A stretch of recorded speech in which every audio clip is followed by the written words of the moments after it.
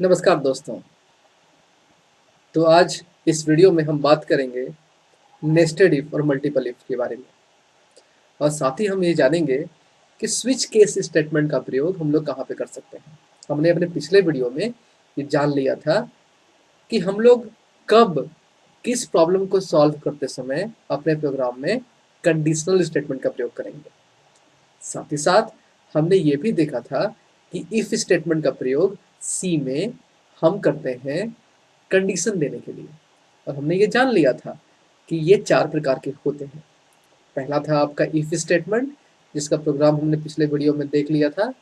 दूसरा था if else statement. तीसरा था नेस्टेड इफ। तो आज इस वीडियो में हम बात करेंगे नेस्टेड इफ स्टेटमेंट के बारे में। तो चलिए वीडियो को स्टार्ट करते हैं। हम करेंगे क्या, कल हमने जो प्रोग्राम बनाया था अपने पिछले वीडियो में, उसको हम लोग ओपन कर लेते हैं। हमने बनाया था लार्जेस्ट डॉट सी के नाम का। सबसे पहले हम उसी को ओपन करेंगे, F5 प्रेस करेंगे तो ये फुल स्क्रीन पे आ जाएगा।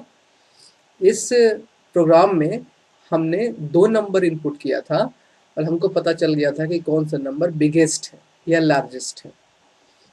हम इस प्रोग्राम में चेंज करेंगे और ये जानने का कोशिश करेंगे कि नेस्टेड इफ क्या होता है और कब या कौन सा ऐसा सिचुएशन आता है जहाँ पे हम लोग नेस्टेड इफ का प्रयोग कर सकते हैं। तो सबसे पहले मैं इसको सेव एज कर ले रहा हूँ। मैं L1.C के नाम से इसको स्टोर कर रहा हूँ। प्रोग्राम को देखते हैं एक बार, तो चेंज करेंगे हमारे प्रॉब्लम को। Write a C program which accept 3 numbers. हम एक काम करते हैं कि हम 3 नंबर्स का को इनपुट करेंगे और इनपुट करने के बाद वो बता देगा कि कौन सा नंबर बड़ा है, कौन सा नंबर बिगेस्ट है। अब उसका लॉजिक पे आते हैं, समझना जरा। मैं आपको 3 नंबर दे रहा हूँ। मान लेते हो नंबर है 5, 18, नंबर है आपका 5, 18 और मान लेते हैं 2। अब मुझे जरा आप ये देख के बताओ कि इन तीनों नंबर में 5, 18 और 2 में कौन सा नंबर बड़ा है। अब तुरंत बोल दोगे कि 18। क्यों ऐसा? क्योंकि आपने 18 को किया क्या कि 5 और 2 के साथ जब कंपेयर किया तो आपको पता चल गया कि 18 तो 5 और 2 के बाद में आता है और वो बड़ा भी है, वो 2 डिजिट वाला भी है, इसलिए 18 बड़ा हो जाएगा। अब मैं यदि यहाँ पे 20 लिख दूँ, मैं यहाँ पे यदि 20 लिख दूँ तो अब तुरंत बोल दोगे कि अब इस बार इन तीनों में 20 बिगेस्ट हो गया, 20 लार्जेस्ट हो गया। क्यों? क्योंकि 20 5 और 18 दोनों से बड़ा है। मैं यहाँ पर यदि 50 लिख दूँ तो अब तुरंत बोल दोगे कि अब 50 बड़ा हो गया, क्योंकि आपने 50 को 18 और 20 दोनों से कंपेयर कर लिया। हम यहाँ पे कर क्या रहे हैं, हमारा ब्रेन यहाँ पे क्या कर रहा है, हम जितने भी नंबर यहाँ पे दिए हुए हैं उन सभी नंबर को आपस में कंपेयर करके देखते हैं, और जो हमको बड़ा दिखता है दोनों नंबर से वो हमारे लिए लार्जेस्ट हो जाता है। हम इसी कॉन्सेप्ट का यूज यहाँ पे करने वाले हैं। मीन्स हम करने क्या वाले हैं कि हम हर एक नंबर को बाकी दोनों नंबर से कंपेयर करके देखेंगे। तो हम करने क्या वाले हैं, हमारे पास इस तरीके से 3 वेरिएबल हो जाएंगे ताकि ये इनके जगह पे हम लोग कोई भी नंबर स्टोर कर सकें। हम करेंगे क्या कि हम लोग n1 को n2 से भी कंपेयर करेंगे, साथ ही साथ हम n1 को n3 से भी कंपेयर करेंगे। यदि ये दोनों कंडीशन ट्रू हुआ तब n1 बड़ा होगा, तब उस समय n1 बड़ा होगा। ठीक उसी तरह यदि n2 को चेक करना हो तो आप n2 के लिए भी ठीक इसी तरह चेक करेंगे कि क्या n2 जो है वो n1 से भी बड़ा है और n2 जो है वो n3 से भी बड़ा है। तो चलिए देखते हैं प्रोग्राम में, आपको समझ में आ जाएगा कि हम लोग इसको किस तरीके से यूज करेंगे। तो इसमें इनपुट क्या होगा, n1 और n2 और n3 होगा।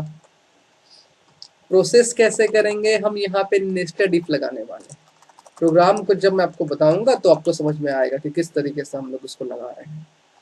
आउटपुट क्या आएगा, या तो n1 आएगा या तो n2 आएगा या तो n3 आएगा, इस तरीके से आएगा। अब सबसे पहले वही काम, प्रोग्राम का output first number second number हो ही गया है। एक काम करते हैं, यहाँ पे एंटर थर्ड नंबर कर लेते हैं। ये देखिए मैंने यहाँ पे लिख दिया, मान लेते हैं 20। तो लार्जेस्ट नंबर कौन सा हो गया, 100, क्योंकि जो 100 है वो 50 और 20 दोनों से बड़ा हो गया। चलते हैं प्रोग्राम में। यहाँ पे हमने 3 वेरिएबल हमको डिक्लेयर करने पड़ेंगे। 2 तो हमने कर लिया है पहले से, 3 कर लिए। इनपुट हमने पहले से ही 2 इनपुट पहले से करके रखा है, इनपुट को बढ़ा लेंगे। चलो एकदम सिंपल है। एंटर सेकेंड नंबर, और उसके बाद स्कैनफ कर लेंगे। स्कैनफ कर लेते हैं ताकि वो N3 में स्टोर हो जाए हमारा थर्ड नंबर। अब हमारा प्रोसेस करने वाले हैं, तो मैं इसको मिटा दे रहा हूं ताकि आपको मैं अच्छे से फिर से बता सकूं कैसे यूज करने वाले हैं हम लोग नेस्टेड इफ का। देखो ध्यान से, मैं यहाँ लिख रहा हूँ process and output using nested if. Simple. अब नेस्टेड इफ का मतलब क्या होता है? आपके पास एक से अधिक कंडीशन होंगे और सभी कंडीशन के ट्रू होने पर ही आपको किसी स्टेटमेंट को एग्जीक्यूट करना है। तो सबसे पहले हमने किया क्या, हमने N1 को N2 से कंपेयर किया। यदि ये कंडीशन ट्रू हुआ तो हम एक काम करते हैं, N1 को ही N3 से भी कंपेयर करते हैं इस तरीके से। तो यदि ये कंडीशन ट्रू हुआ तो नीचे आएगा, और अगर ये कंडीशन ट्रू हुआ तो फिर वो यहाँ आएगा। तो अगर दोनों कंडीशन ट्रू हो गया तो हमको पता चल गया कि the largest number is percentage D comma N1। हमारा फर्स्ट नंबर, हमारा N1 जो है वो सबसे बिगेस्ट हो गया क्योंकि दोनों कंडीशन ट्रू हो गया। तो हुआ ना नेस्टेड। हमने यहाँ पे 2 कंडीशन टेस्ट कर लिए। जब ये ट्रू हुआ, ये वाला भी कंडीशन ट्रू हुआ, तब ये स्टेटमेंट एग्जीक्यूट होगा। ये स्टेटमेंट तभी एग्जीक्यूट होगा जब दोनों इफ स्टेटमेंट ट्रू होंगे। लेकिन ऐसा भी हो सकता है कि N1 N2 से तो बड़ा है लेकिन N1 N3 से बड़ा नहीं है, हो सकता है ऐसा।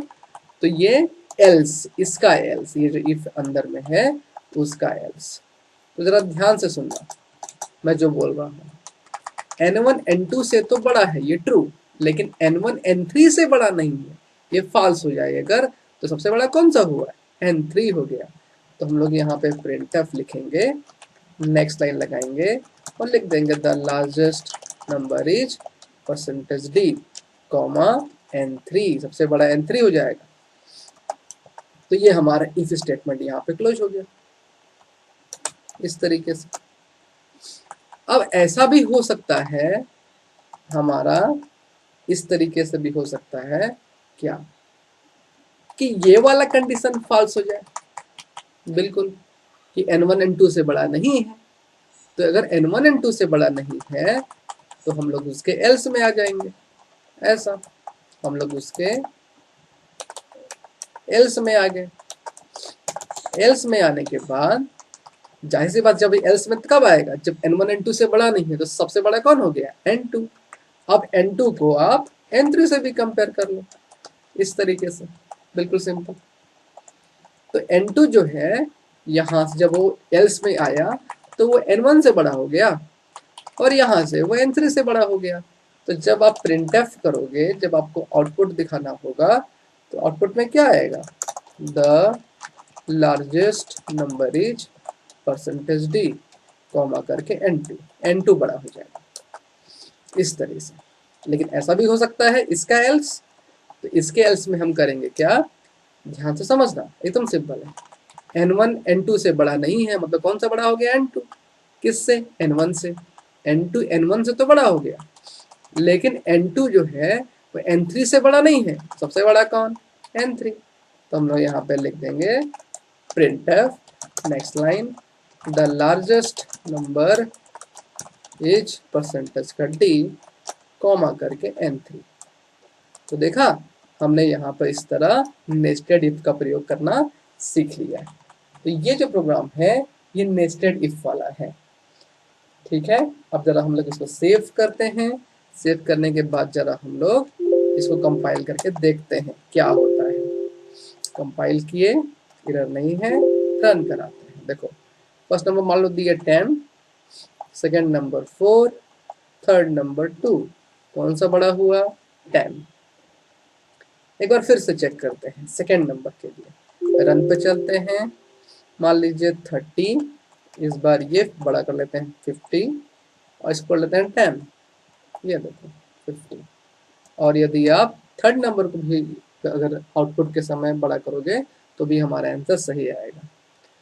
तो नेस्टेड इफ में आपको एक बात ध्यान रखना है कि अगर मोर देन वन कंडीशन है और सभी कंडीशन को चेक करने के बाद ही आपको किसी स्टेटमेंट को एग्जीक्यूट करना है, तो उसके लिए हम नेस्टेड इफ स्टेटमेंट का प्रयोग करते हैं।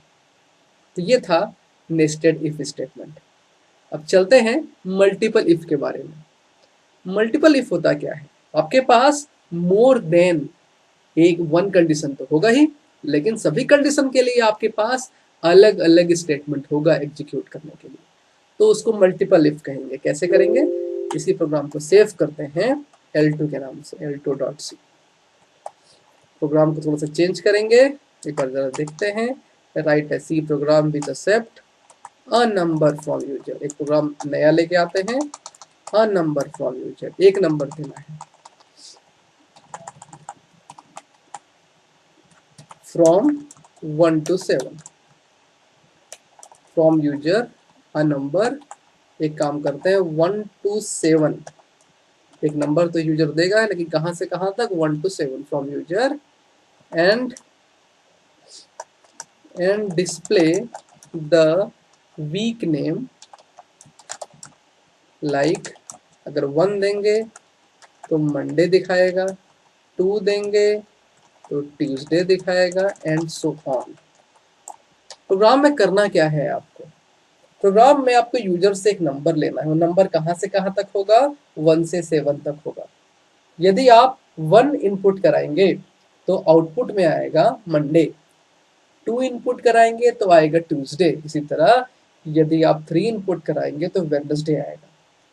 तो टोटल यहाँ पे 7 कंडीशन है, 7 कंडीशन अलग अलग। लेकिन क्या हर एक कंडीशन के लिए आउटपुट एक ही है? बिल्कुल नहीं, हर एक कंडीशन के लिए आउटपुट अलग अलग है। तो हम करेंगे क्या? यहाँ पे मल्टीपल इफ लगा देंगे। 7 कंडीशन और सातों के आउटपुट अलग अलग, तो बेस्ट है यहाँ पे मल्टीपल इफ। तो हमारा लॉजिक क्या होगा? सबसे पहले लॉजिक, हमारे पास केवल n है और इस n में हमको चेक करना है, यदि n इक्वल टू 1 हुआ तो वो मंडे प्रिंट करेगा, n इक्वल टू 2 हुआ तो वो ट्यूसडे प्रिंट करेगा। इस तरह इसका लॉजिक हमको बनाना है। इनपुट में क्या देने वाले हैं? इनपुट में हम केवल n देने वाले हैं, ओनली n। प्रोसेस कैसे करेंगे? हम मल्टीपल इफ के कॉन्सेप्ट का यूज करके यहाँ पे प्रोसेस करने वाले हैं, मल्टीपल। आउटपुट में क्या मिलेगा?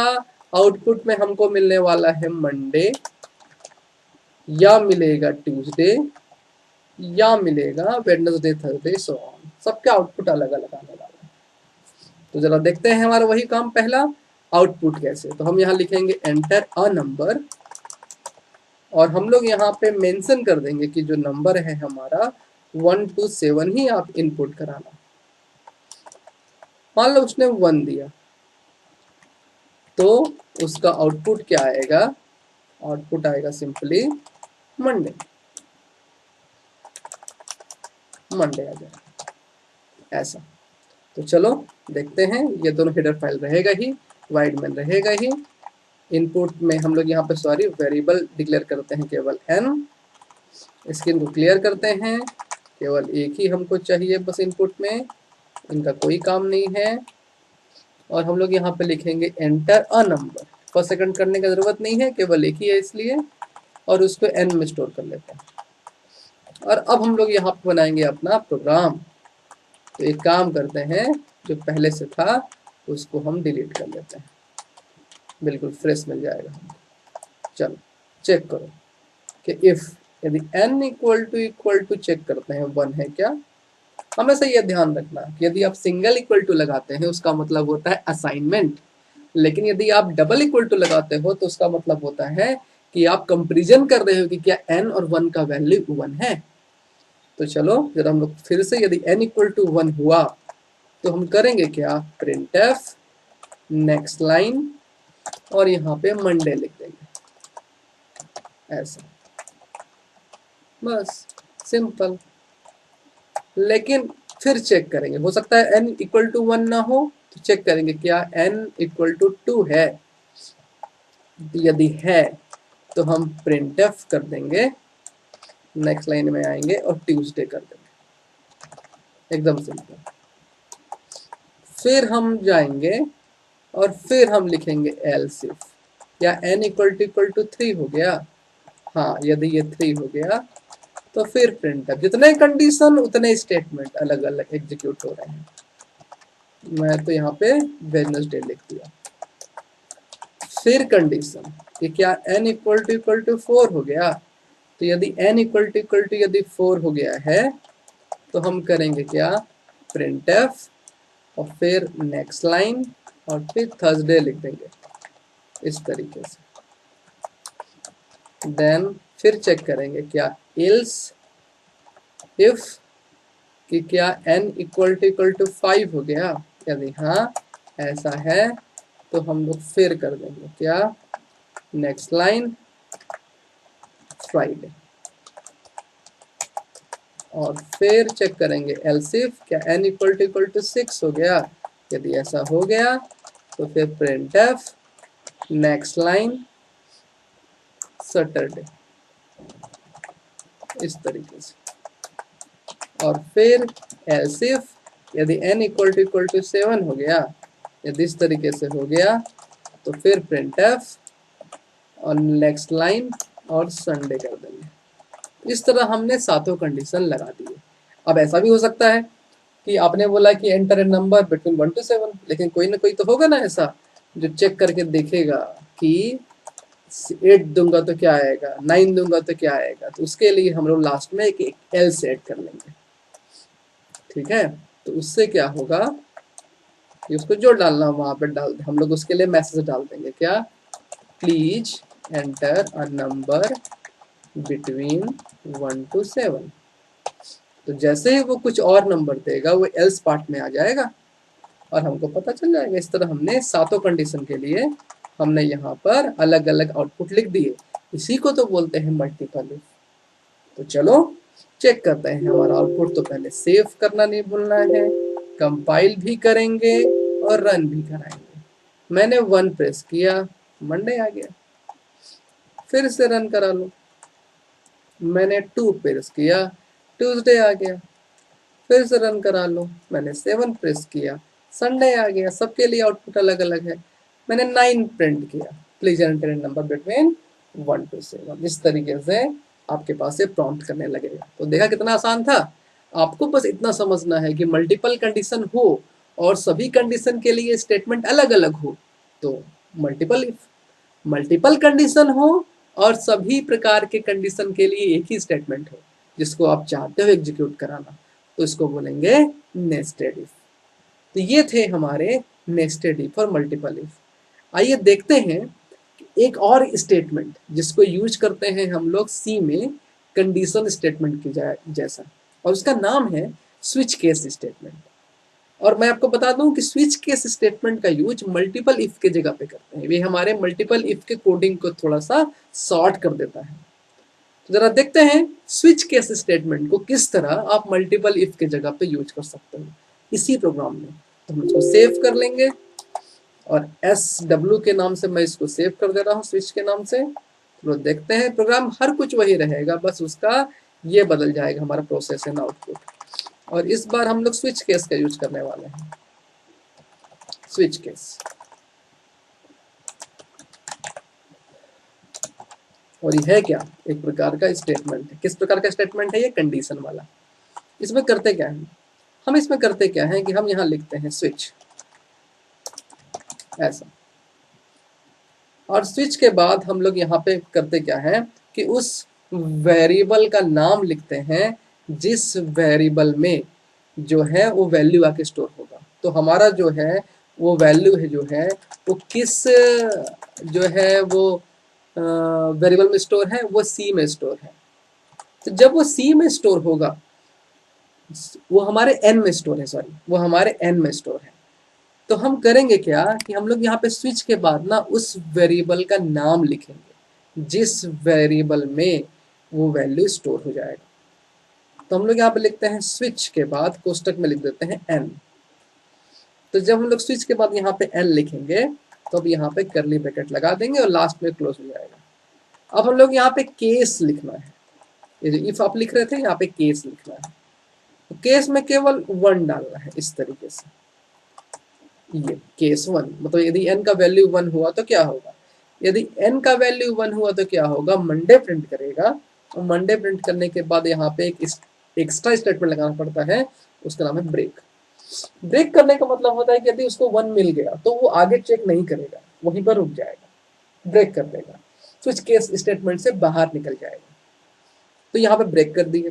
फिर उसी तरह आपको नेक्स्ट वैल्यू केस 2 करना है, ये जो 2 था यहाँ पे केस 2 करना है, यहाँ पे लगाना है लास्ट में कॉलन, और फिर यहाँ भी आपको ब्रेक कर लेना है। बिल्कुल ब्रेक करने के बाद चलना है आपको फिर से नीचे, केस 3 ऐसा, और उसमें भी आपको सब लिखा हुआ है, बस आपको ब्रेक एड करना है। आपको ध्यान रखना है कि आपको हर स्टेटमेंट जिसको आप चाहते हो एग्जीक्यूट कराना, वहां पे आपको ब्रेक लगाना है। अब केस 4 में भी आपको यहाँ पर ब्रेक लगाना पड़ेगा, एकदम सिंपल है। केस 5 ऐसा, और यहाँ भी आपको ब्रेक लगाना पड़ेगा।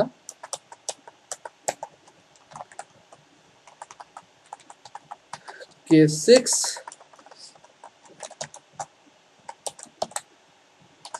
आपको यहाँ भी आपको ब्रेक लगाना पड़ेगा, और लास्ट हमारा है केस 7। मीन्स n का वैल्यू जो भी आए 1 से लेकर 7 तक, उनके लिए आपने अलग अलग स्टेटमेंट यहाँ पे लिख दिया। हमने लास्ट में इल्स लगाया था, स्विच केस में लगता है डिफॉल्ट, यदि 1 to 7 से मैच नहीं करेगा तो इसको प्रिंट कर देगा। तो ये बन गया हमारा प्रोग्राम सिंपली। मल्टीपल इफ की जगह पे हमने स्विच केस लगा दिया। अब जरा इसको सेव करते हैं, चलो कंपाइल करते हैं। एक एरर आ रहा है आपके पास, क्यों आ रहा है एरर? क्योंकि हमने स्विच केस स्टेटमेंट की करली ब्रैकेट को क्लोज नहीं किया, कर दिया। तो चलो अब सेव करते हैं, कंपाइल करते हैं, रन कराते हैं। 1 देंगे तो मंडे आएगा, सेम टू सेम। 7 देंगे तो संडे आएगा, और कुछ और देंगे तो वो डिफॉल्ट में चला जाएगा, जहां पे दिखा देगा please enter a number between 1 to 7। तो देखा कितना आसान था हमारा मल्टीपल इफ, नेस्टेड इफ और स्विच केस। हम अपने आने वाले वीडियो में condition statement of C means if statement और स्विच केस स्टेटमेंट का एक थ्योरी देख लेंगे, जिससे हमको ये कॉन्सेप्ट और भी अच्छे तरीके से समझ में आ जाएगा, और हम कुछ प्रोग्राम्स और भी देखेंगे। तो आज के इस वीडियो में इतना ही। आप अच्छे से पढ़िए, प्रोग्रामिंग को बिल्कुल उसी तरीके से लीजिए जैसा आप सोचते हैं, जैसा आपका ब्रेन सोचता है, आपको बिल्कुल उसी को बिल्कुल प्रोग्राम में कन्वर्ट करना है। तो बिल्कुल आसान है। आज के इस वीडियो में इतना ही। वो चलते चलते हम लोग एक काम करेंगे, इसको बंद करना नहीं भूलेंगे। Thank you.